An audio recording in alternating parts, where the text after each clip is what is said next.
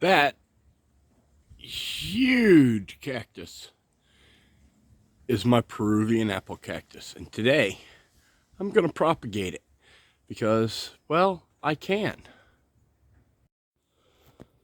The first thing I'll need is a piece of it.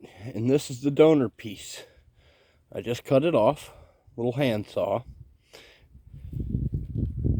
Generally speaking, you let it sit for about 2 weeks or so, and then you plant it. So I'll be back in about 2 weeks.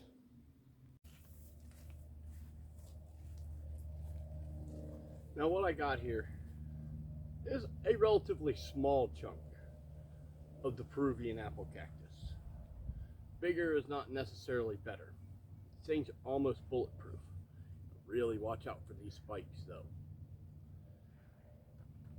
I'm going to go ahead and clone it. Cloning it is easy. You just take your cutting and you let it sit for a week or two until this area here where you cut it dries out. This one's right on the edge. The medium that you're going to plant in needs to be very well draining. So what I have here is a mix of sand, coco coir, and peat moss. You can use whatever you want as long as it's very well draining. Regular commercial stuff works fine if you add some sand to it. You simply put it in the pot. Now I'm going deep with this on purpose.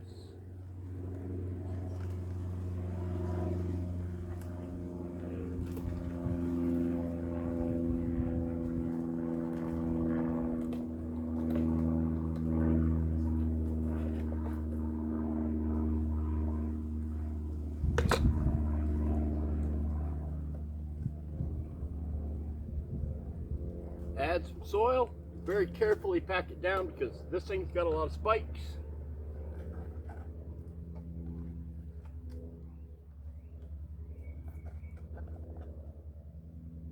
I recommend you have a pair of pliers of some kind to help you manipulate it around. I got these. I like these because they have the rubber here. It keeps from damaging the plant. Although, if you do damage the plant, it's really not a big deal. These cactuses are basically bulletproof.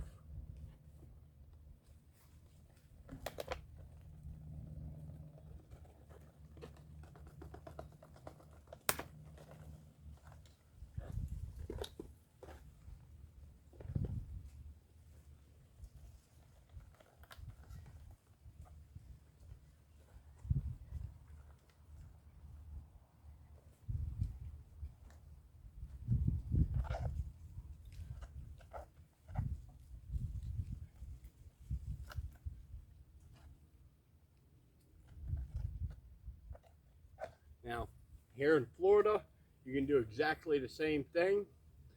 We'll put it straight into the ground and it'll grow. They like very well draining soil, which is great because Florida's a sand dune.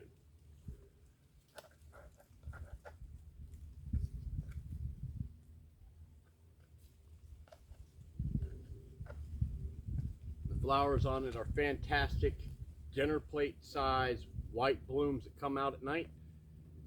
Produces a nice red fruit, hence why it's called an apple cactus. The fruit is very similar to a dragon fruit. It's really this simple. Propagation doesn't have to be hard, and cactuses are amongst the easiest to propagate. Happy gardening.